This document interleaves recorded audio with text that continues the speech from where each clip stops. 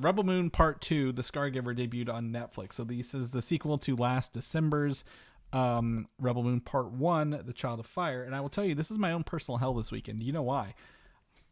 Because I live with a Taylor Swift fan, and she had a new album come out on Friday. A surprise double album at that, so 31 songs. And also, so I'm surrounded by Taylor Swift fans. That's fine. I'm not here to knock them. They can have their music. They can have their artists. It's fine. They're just kind of culty a little bit, to that regard. That's fine. They're not hurting anybody.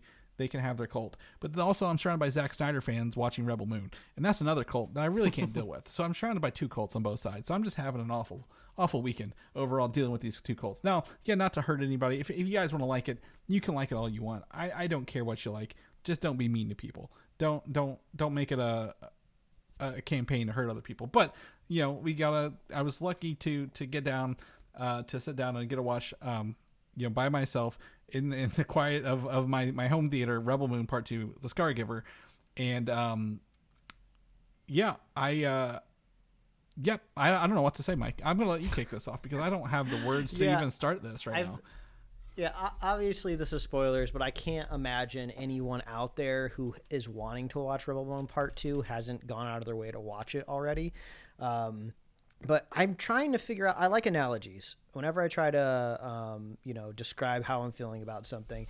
And the closest I've come to describe watching Rebel Moon Part 2, or maybe even this whole mini franchise that Zack Snyder has kicked off, it's like Netflix has given Zack Snyder this beautiful raw piece of like ribeye steak, 3 inches thick, beautifully marbled. This is basically the analogy for the buckets of money they put at his feet to cook them a nice dinner.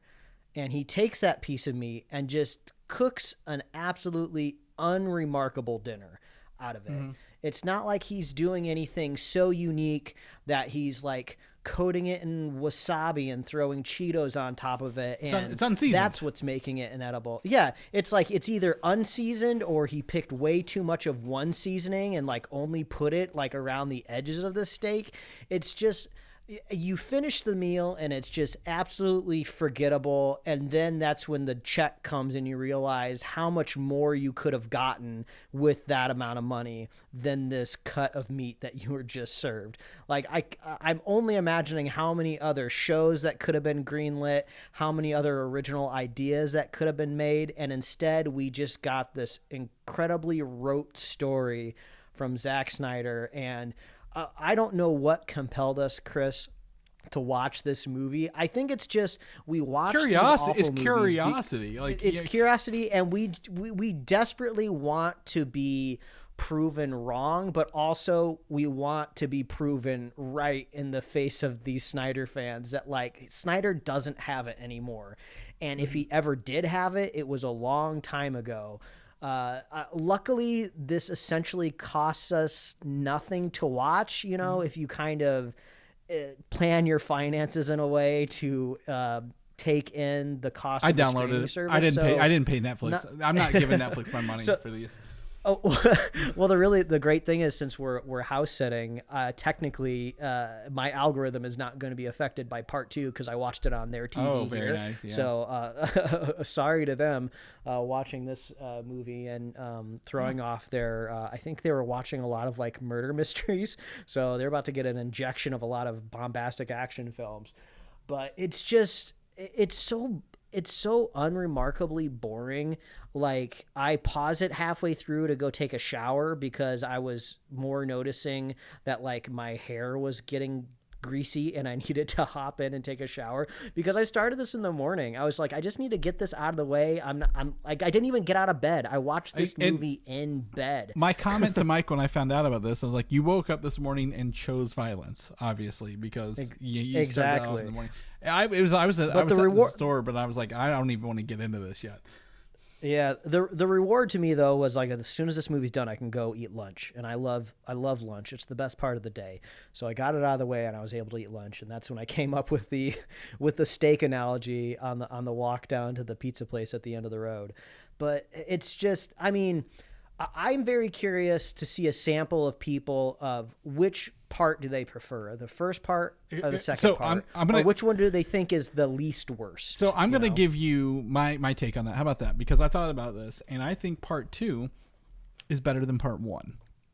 And I think that, and I say that because part 1 sets up, tells you what it is from the beginning and just goes, and it's kind of set in like really one location. And you're not planet hopping and meeting all these people you don't give a shit about, and then a lot of them dying by the end of the movie, like the first one.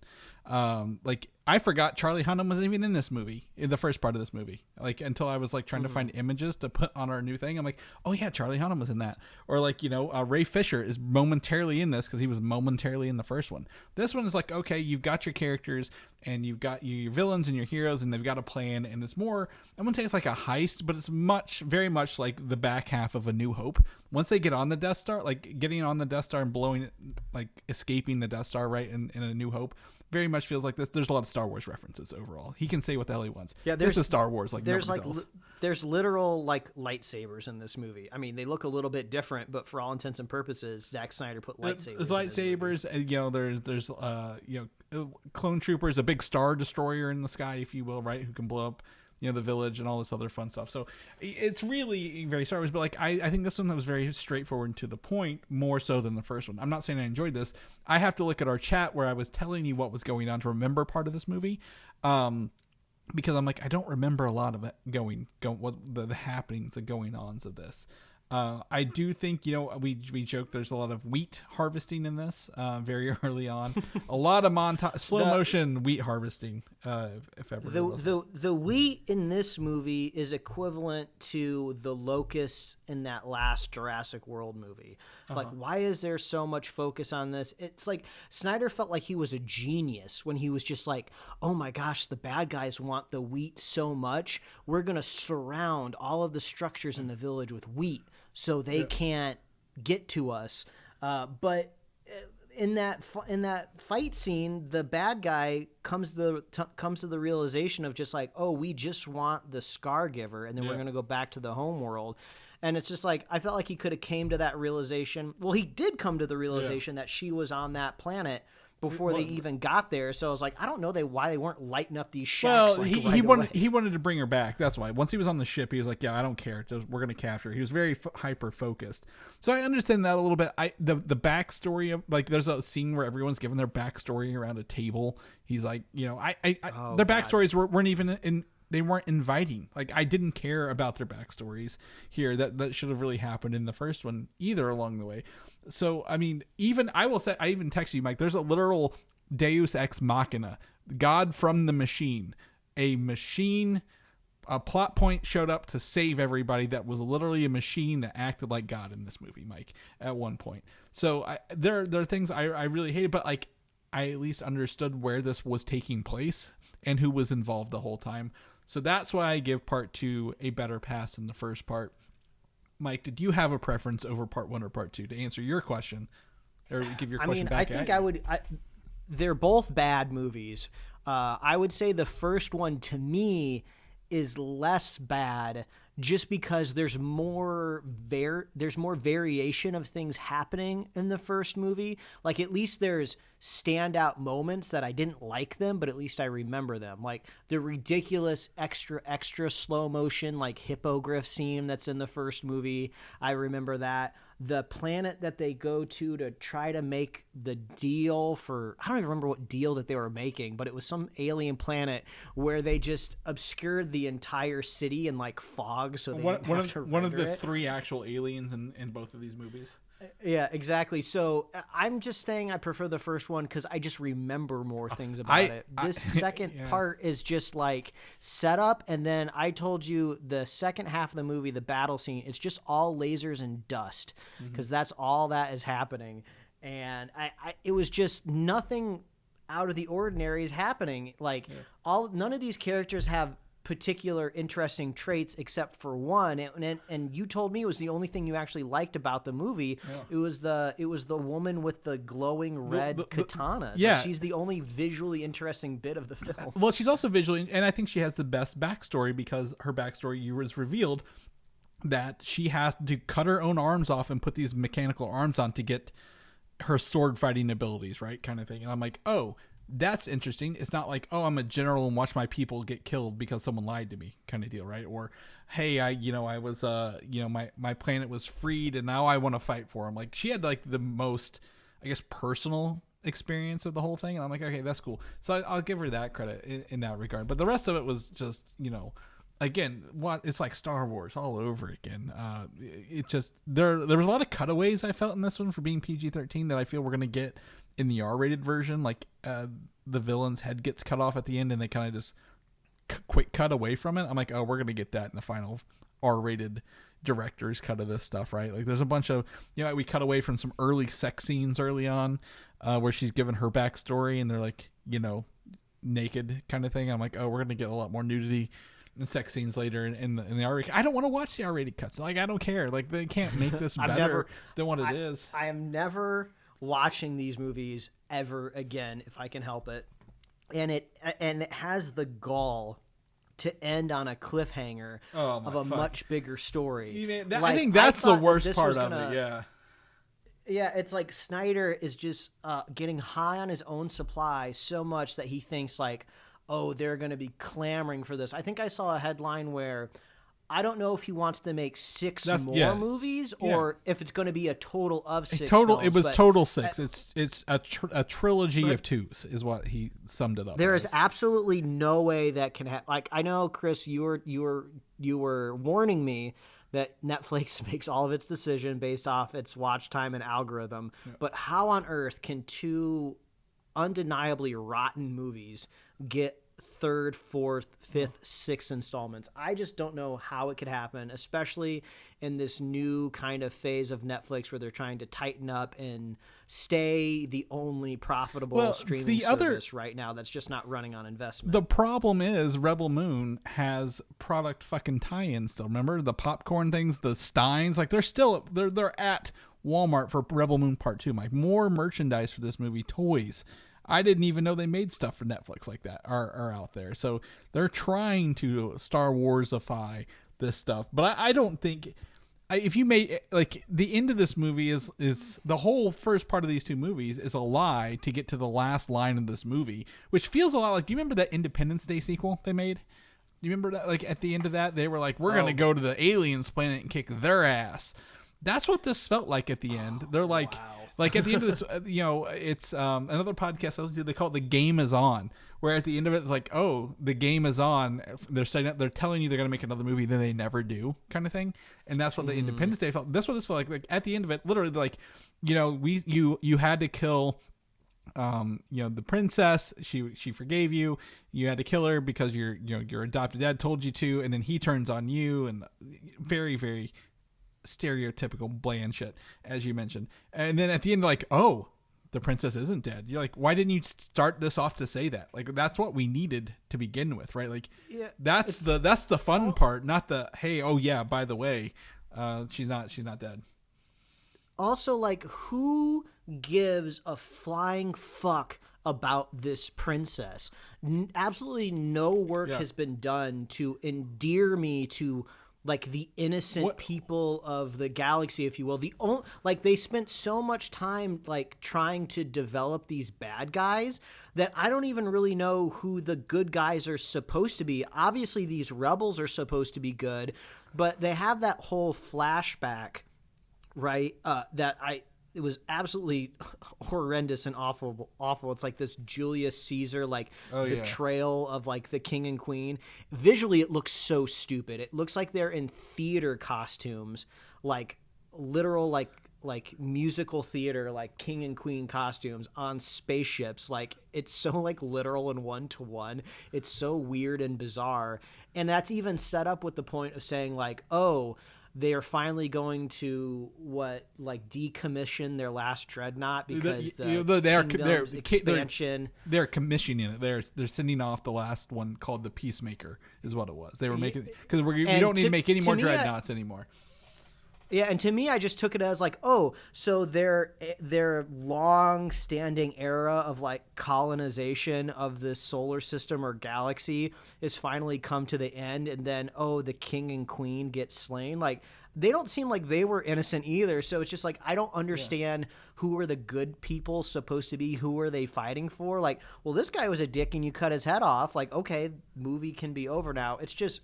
It's so underthought. It's so stupid. Snyder gets high on his own supply. He thinks he's like God's gift to Earth. I cannot stand his filmmaking anymore. Well, I can't stand this product, but I don't think it's him. I can't hate the person. I can hate his art because I don't know him as a person.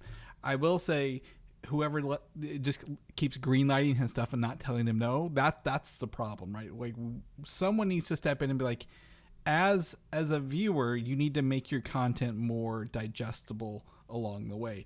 And, his answer is always going to be the director's cut. Well, what happened with this, the Justice League cut?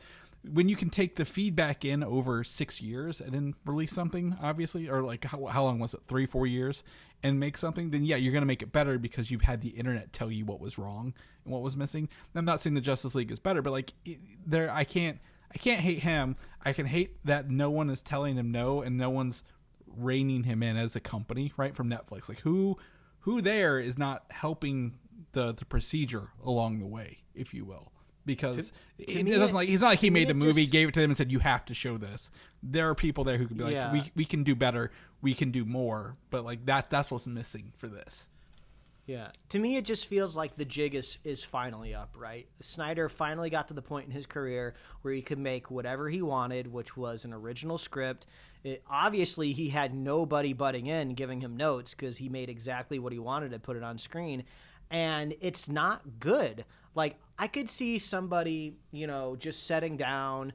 They have other stuff going on in their day on the weekend. They just throw it up on the screen, and then just occasionally they walk by the screen and go, oh, what's going on? Okay. It's like very surface level. I could see somebody getting some sort of extraction of enjoyment out of it, but to have the gall to build out this whole web of what he thinks is sophisticated storytelling, it's just not anywhere close. I don't think it's bad. I just don't think it elevates anything above like the era of Westerns, right? There were just so many Westerns.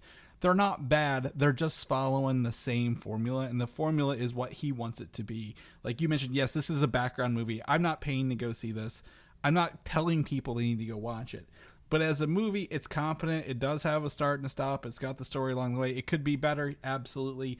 But I've seen much worse films along the way. I've seen movies. I saw Madam Web. Like, I paid to watch Madam Web this year, which is bad. It's just like...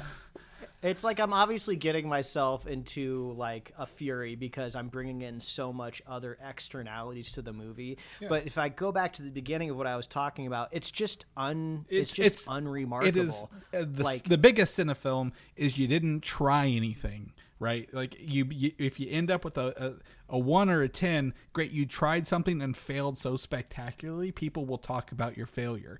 If you try something, try your best and say, I've done the best thing I've ever done, and it's a 5, then that is the biggest sin to me because you didn't really try anything new. You just did everything so by the book or by the numbers or so blandly that your potato salad sucks. Don't bring this back to my pitch in. I don't want your potato salad that has no seasoning in it. Okay. It's the biggest sin of the current generation of just being mid.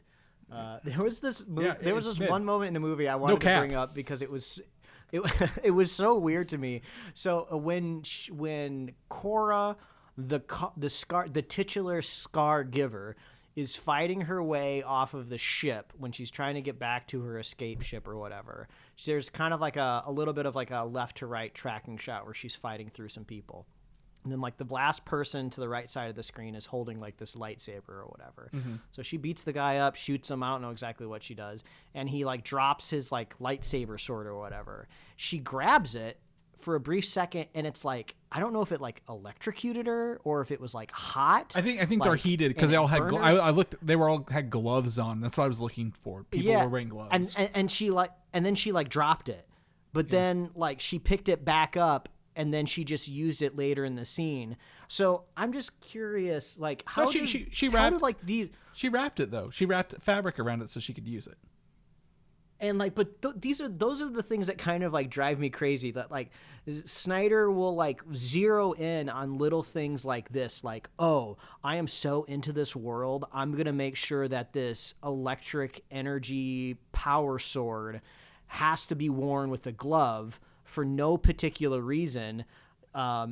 And like, there's really no like payoff to it. Like, I was expecting, like, I don't know, maybe this did happen in the movie and I was just zoning out. I was expecting like, oh, maybe the bad guy tries to pick it up, no. or somebody like sacrifices their bare hand to pick it up and stab somebody. But so it's like, why go out of the way to take this brief moment in your movie to show this one small micro little detail for there to be absolutely no payoff? Well, yeah, it right. just seems like this is where like a creative producer like comes in and go like, knock that shit off, get the movie going. We don't need these little moments that end up being nothing. Right. Just like the zombie in Army of the Dead that had the electric glowing eyes. This is the shit that he does that drives me crazy. Yeah. It's like he's trying to add these things in that'll pay off never, because no one's going to make more of his stuff because it sucks. Well, I'm getting so angry. You don't need to be this angry. This is not anger inducing. I think you've taken this too far, because it is not anger inducing. It's just like, that's what he wants. He wants a reaction out of you, Mike, and you're giving him what he wants. To me, it's just like it's like Snyder. I will never I'll never recommend this to anybody. I'll tell people exactly what it is, and I'm like, oh, that cool robot, not in it, not in either of them. He shows up and blows up a tank at the end because, you need someone to kill the tank whenever everyone's about to die and all this other stuff. So he had this cool little action scene, but that was it. Like, I can't recommend this to anybody. And I'm just like, there's going to be more of this. I know there's going to be at least one more. It may not be 2 more, Mike. It may not be 4 more, but I feel like there's going to be 1 more. But I don't know if it's going to live on Netflix or if maybe another person will pick it up. Right? What other streaming company is going to be like, we need the numbers Snyder's supposedly pulling in? I would be interested to see those numbers and see if somebody picks them up, because I think that's what it's going to be. Whoever wants the Snyder headlines, that they're the ones who's going to buy him next at the end of the day. I feel like this franchise just goes absolutely dark and silent. We don't hear anything from it for like 2 or 3 years. And then there's like a murmur or a rumor that Snyder wants to finish the story for the fans, so he's going to make like a comic book or like an anime or something animated to wrap up the story. Time out. Nothing happens. Time out before you even get that. So they've already canceled the animated show. They've already canceled it. There is a comic book though. The comic book is out. I think it's out or coming out, but they did cancel. I did read this, the animated series. So I think he said it's not coming out anymore. So somebody has canned the animated thing already. So at least be happy that's not coming your way. Because I did that. I did my homework before we got into this, Mike, to double check all that fun stuff. So. And the things I could have spent 2 hours doing this weekend. I thought it was. I literally thought it was going to be 2.5 hours, and then you mentioned. I'm like, oh, at least it's only 2 hours with credits at the end of the day. I will say, oh my God, I've forgotten everything about this movie. The one thing that frustrated me, Mike, and I will tell you this is my last bit of this. The no payoff zone, as you mentioned, they set up in that first movie. We're like, oh, they're gonna know that their team has been killed. Everyone's there, but the one person they saved was a kid who's on their team who reports back and says grain production's on normal. And then he has a relationship, or he's in love with like the young girl they saved from the first movie. And I'm like, oh my God, they're gonna kill the boy, and it's gonna ruin the relationship. Or they're gonna kill the girl and ruin the relationship, right? Like that's the point. Like you're like, oh, or someone's gonna sacrifice themselves for this previous warmongering dude, so they can have a relationship, a young love relationship, and nothing fucking happens with that either. Like, boy, howdy, did they just leave that on the floor? A lot of time spent on those guys lovingly gazing at each other's eyes while slowly cutting wheat and training Chris, to not do anything. You just keep reminding me about insane things that happen in this movie. Like, I couldn't get my brain off the fact that when they're doing the montage where they're training the villagers and they show them like slicing these like straw like scarecrows or whatever, I just keep thinking like, there's a line of like 20 villagers that all need to practice on this scarecrow, but the first person to walk up to it has already cut it down to bits. Mm-hmm. Is there somebody just off camera, off to the side, that's just constantly making these scarecrows to train the village? I was like, this cannot be the most efficient way to teach these people how to fight, to constantly make scarecrows for them to slice at. And I think I also told you this village of 40 people somehow keeps having more and more people show up out of nowhere because like there's not a lot of people here in those 5 houses, right? And I'm like, by the time this is all said and done, they've killed probably 30 of these people. So there's like 10 left in this village, and they consider that the victory at the end of the day, right? Which to me is my I can't grab my scope around this village because I'm like, I don't understand. There's like really only 6 buildings, right? Like where are all of these people coming from and living in this little village along the way? I just don't quite understand it because the number of people just kept changing. Like, do they have like neighbors or something? Like, is this the only village for like hundreds of miles? Well, we talked about that. They come to this one planet and find this one tiny village that has the grain that happens to be where this lady is hiding away. A lot of thought, not a lot of execution. But at the end of the day, as Mike said, to me, this one, if I had to rate the two, this one's the better of the two because it's a lot less planet hopping, and I don't remember the first one. I remember this one because I just watched it. But like, I really think, as you nailed on the head here, this is just meh. At the end of the day, meh. There's nothing else above it. I can't go above a 5. I can't go low because it's not bad. It's a competent film. It's just not anything for me, and I can't recommend this to anybody. So I think that's my last note. Anything you want to add on this before we get on out of here? Let's get out. No, this is done. I'm done with this. Okay. All right. Well, we'll see when the R-rated cuts. Hopefully, they just cut as one big movie later down the road when they do the R-rated cut. So we'll see how that happens down the road. But anyway, Mike, if people want to know what you're up to, what you're doing, where you're raging at, where can they find you?